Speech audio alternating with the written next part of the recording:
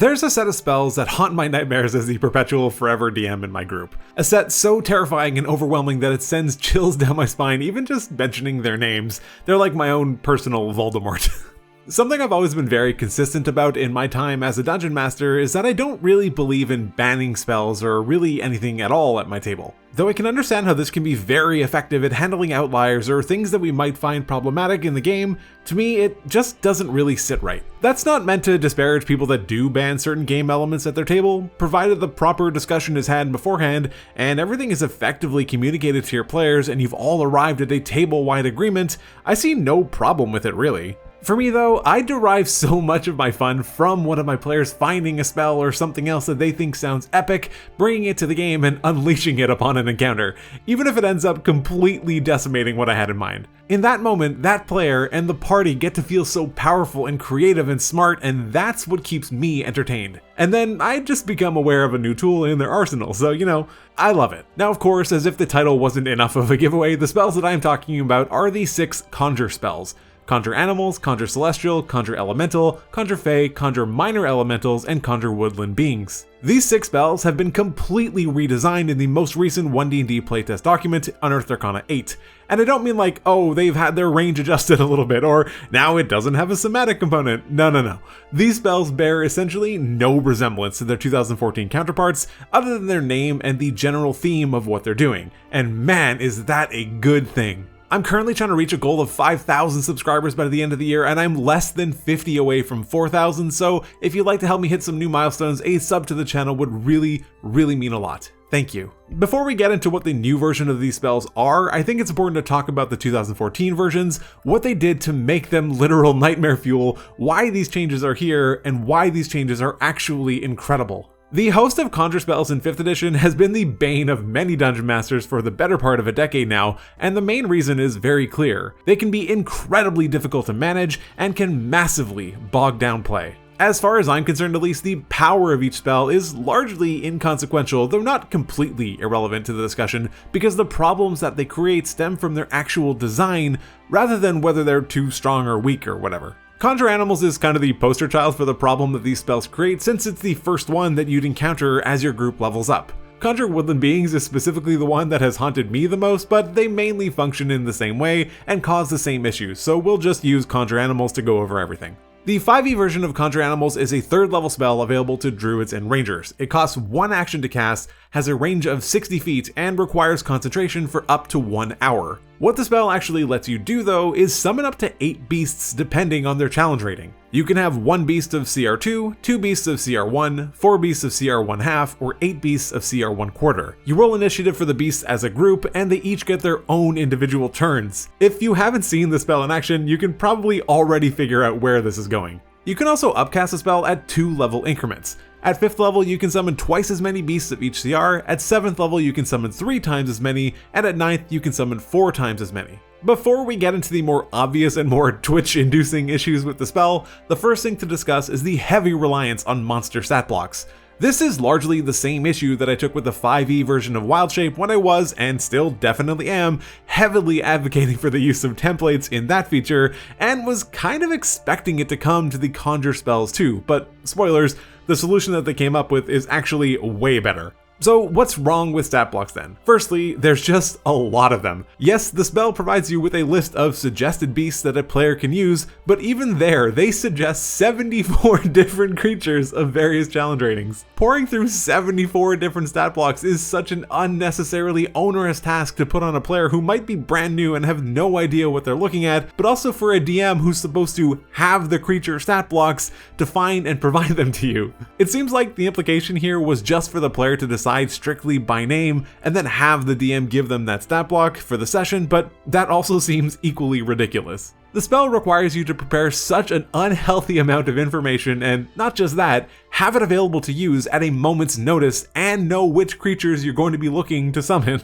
And even once you get through all that, then comes actually using them.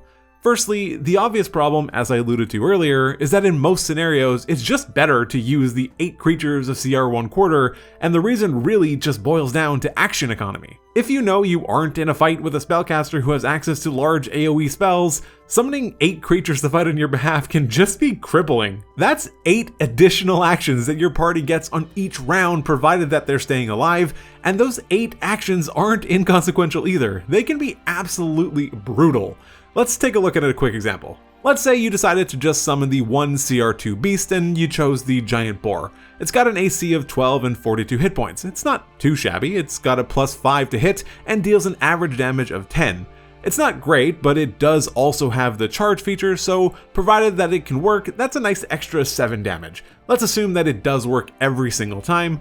That means each round your giant boar lives, it can deal an average 17 damage. Now instead, let's summon the 8 CR 1/4 creatures. Let's just pick the wolf. Its AC is actually higher, sitting at 13, but it does have a very small hit point pool of just 11. Its hit modifier is also slightly less, sitting at +4, but that's pretty much irrelevant because it also has pack tactics, which gives them advantage on the attack if there's another allied creature within 5 feet of it. Remember, you've got 8 of these things. There is an ally close by.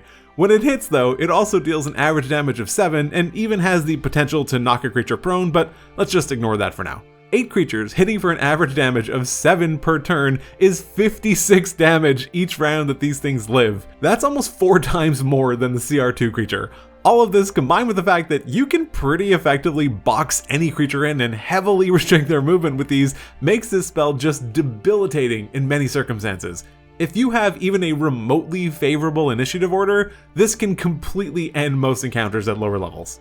And then there's the management. Needing to keep track of 8 sets of hit points, 8 attacks, potentially with advantage, 8 sets of movements, it should be pretty obvious that spells like Conjure Animals have the ability to effectively grind play to a complete halt, and it also just doesn't really feel fair to subject a player to so much micromanagement, something that's typically more within the ambit of the DM, who signed up for it. So then, what happened? The answer is Tasha's Cauldron of Everything. When the book was released back in 2020, it came with 9 spells that were deemed summoning spells. These spells would allow a player to summon aberrations, beasts, celestials, constructs, elementals, fae, fiends, shadow spawn, and undead. The thing is though that there were no choices included in these spells. When you summon the creature associated with each spell, it already had a defined stat block that would scale based on the level that you cast the spell at. This was a brilliant take on the design of the older Conjure spells. This immediately eliminated the issues of needing to dig through dozens and dozens of stat blocks for both the player and DM. You also didn't need to keep them on hand anymore, and you didn't need to manage them, and your DM didn't need to deal with up to 8 creatures annihilating everything in their path either. You might have even noticed that there is a lot of overlaps here, including summoning fae, celestials, elementals, and even summon beasts, which is just essentially a take on the older Conjure Animals. While this move was undeniably great and a brilliant stroke of design, the biggest issue that it had was that the 2014 Conjure spells just still existed and were readily available to be used at any point. Even worse, since Tasha's was a newer book, it had the additional barrier to entry of a price. Some players likely never bought the book despite how good it was because it was just expensive. So now with the playtest beginning to wind down and the 2024 core rulebooks on the horizon, the designers in Unearthed Arcana 8 decided to take a look at redesigning all of the old Conjure spells. And like I mentioned earlier, I really do mean redesigning. A few points to make about these spells is that all of them are the same level as their 2014 counterparts, except for Conjure Woodland Beings, but that's probably just a typo. They all cost 1 action to cast, and they all require concentration for up to 10 minutes. While I'm not going to go into detail on each of them, I will look at a few so we can see just how much the design has evolved and the new approach that the team has taken. If you do want to see an in-depth review of each spell, Chris from Tree and Monk's Temple already has a great video about that. So now let's just take a look at the new version of Conjure Animals. It now lets you summon a swarm of animal spirits that you can choose the form of, like wolves, serpents, or birds. Importantly though, the form that the swarm takes has no bearing on its effectiveness or its abilities. It's purely aesthetic. When any creature hostile to you enters the space within 10 feet of the swarm for the first time on their turn, or if they start their turn there, you can make a melee spell attack against the creature. On a hit, it takes 2d10 radiant damage plus your spellcasting ability modifier. Additionally, when you're within 10 feet of the swarm, you also get advantage on strength saving throws, and when you move, you can also move the swarm up to 30 feet into another unoccupied space. The design here is just so elegant and essentially completely does away with all of the problems of the old Conjure Animals. animals. There's no digging for stat blocks, there's no management of 8 creatures, there's no insane action economy disparity, no managing movement for a small army either. It's beautiful. When you take a closer look, it also looks like they targeted a power level closer to the CR2 creature option. This, I think, was a great move as well. The damage is 2d10 radiant, which on its own is pretty nice since it's a rarely resisted damage type. Also, average damage on the spell, if you include the likely spellcasting modifier of +4 or +5, is going to be around 15 per round, which is very close to the giant boar that we discussed earlier. But this also has the extra bonus of providing advantage on strength saving throws, which are admittedly not all that common right now, but could be in the 2024 version of the core rulebooks. So there is additional value here. A few other interesting things to point out is that the wording does suggest that you can only move it if you also move as well, which is a little bit weird. We'll see if that was the intention or if that gets cleared up. Then there's also the question of whether the conjured animals actually take up physical space. My inclination is that they don't, but it's pretty ambiguous. Trainmuck also went into a lot of detail in this on his video, and I do tend to agree with his analysis. I really love this new rendition of the spell. You are still conjuring these animals to come aid you, and they still provide a similar effect than previously, but are way less taxing on the game environment and your players and DM sanity. You get to create these almost Pokemon-esque battlefield effects that take place, and it's really cool. The new Conjure Celestial allows you to call down a pillar of divine light that is 40 feet high and has a 10-foot radius. When a creature enters the cylinder for the first time or starts its turn there, you can bathe it in one of 2 forms of light. Healing Light heals any creature that isn't undead or a construct for 4d12 plus your spellcasting modifier, but they can only benefit from it once per long rest. Thankfully, we're not getting any Healing Spirit PTSD here. Or you can use Searing Radiance, which deals a solid 8d12 radiant damage on a failed save or half as much on a successful one. Conjure Celestial has the same quirk about moving the cylinder as did Conjure Animals, but it also does raise another interaction question. How does it work with multiple creatures simultaneously being within the light? My assumption is that within the pillar, you can essentially decide which light is hitting any given creature at any given time, so it could be multiple different kinds, but it isn't particularly clear within the wording. I would hope that you could simultaneously heal an ally and damage an enemy, but some clarification would be nice. Again though, these really embody the concept and aesthetic of calling down from the heavens to have some celestial entity assist you in combat. It solves all of the same problems, as all of the new Conjure spells do, but doesn't sacrifice on theme. The last spell that I want to talk about is Conjure Minor Elementals, mostly because I think it's way better than it might seem at first glance. What it does is make any attack that you make deal an extra 2d8 bludgeoning, cold, fire, or lightning damage when you hit a creature within 15 feet of yourself,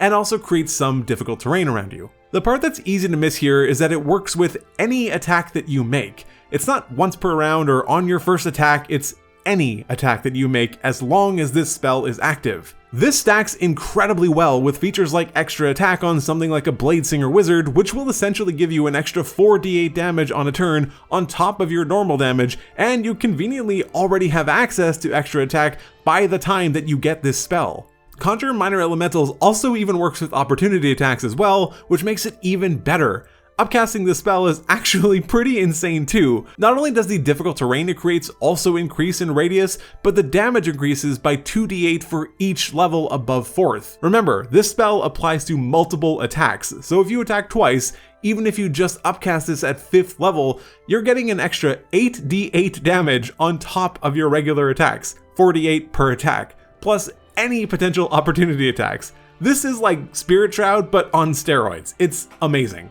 I think it should be pretty clear at this point that I'm a really big fan of the changes that the new Conjure spells have brought with One D&D. They make the spells function in a way that doesn't strike fear into the hearts of DMs everywhere, while still carrying the familiar aesthetic that they always did. Yes, maybe you lose some of the powerful effects, like being able to corner some enemies in, but I think that's a trade-off that is well worth it for the health of the game and your group as a whole. If you enjoyed this video, consider subscribing to help me reach 5,000 subscribers by the end of the year, or even 4,000, which I am just so close to now. Check out some of my other One D&D videos, but otherwise, take care.